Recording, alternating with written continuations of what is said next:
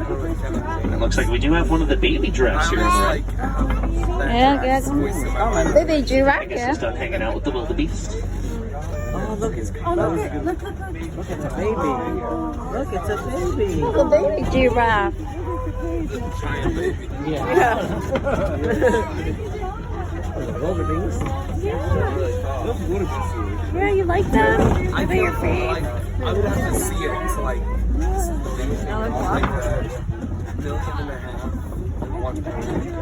That's crazy. So you can see it in his face. That's crazy. Oh, there's one over there. Baby.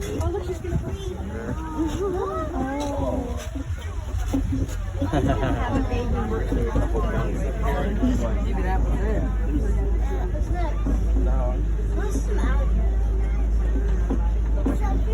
Less alligators I see on the street. Up ahead here on the right, we have some Ankoli cattle. They're hanging out in this thick group of palm trees. At least one. And you may look at that cattle and think those horns are so huge they must be so heavy. In fact, they're actually mostly hollowed out, so they're quite light. And they have a honeycomb-like structure that runs up through the middle. And those horns actually serve a very useful purpose for that animal, and it's not for defense. Rather, blood will circulate through those horns, which actually helps vent heat from the animal, which is a very useful tool. Did you mention if it broke? Yeah. But pretty dangerous. Ooh, that tree's scary. That's a big tree over there. Kìa con, kìa đó.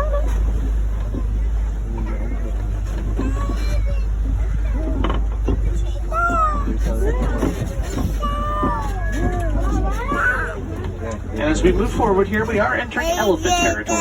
Yeah. And right as I say that, it looks like we actually do have one elephant up ahead.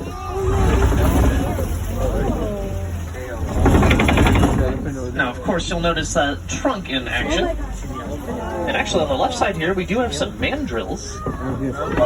And you're getting a beautiful view of that blue and red coloration that they have on that face. Now, it'll be slightly brighter on the males. And it will actually get brighter if the animal becomes excited. It's the elephant. That guy. It's the elephant.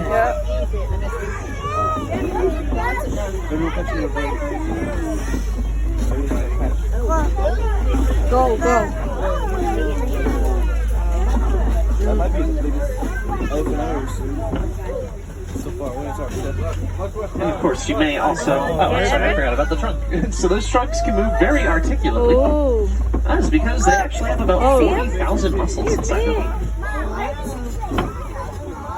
And of course, they also have those beautiful white tusks, which are teeth, just like ours, actually. They're made from the same exact materials. I mean,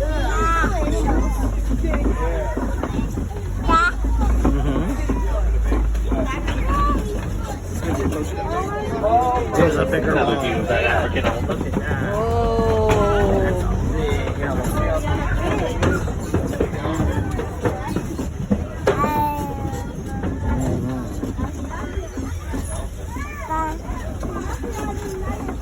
Now, no worries, that is not the end of elephant territory.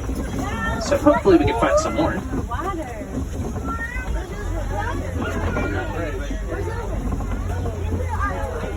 And we are moving through a red clay pit here, and if you notice on the right side, just up ahead, we have some tusk marks in that clay.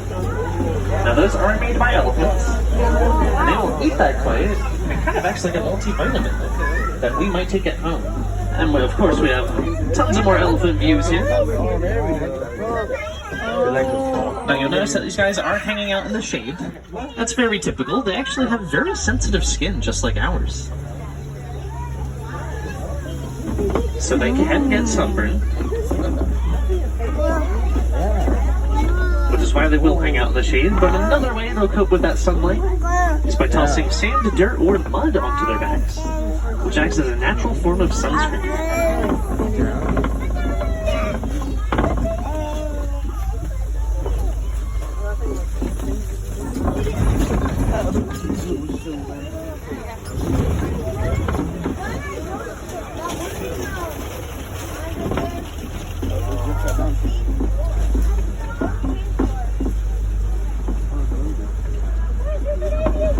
course, elephants also have those large ears. And they do help them with hearing, but they have other uses as well. You notice that elephant there is actually flapping his ears. That's one way he'll blow air onto his back to cool himself down. Where's the lion? Yeah, there's another truck. Other than that, they're actually very useful for territorial displays. An elephant can point those ears out to the side, which actually makes them appear quite a bit larger, which can be very useful for warding off potential invaders from other Oh, the elephants. flamingo.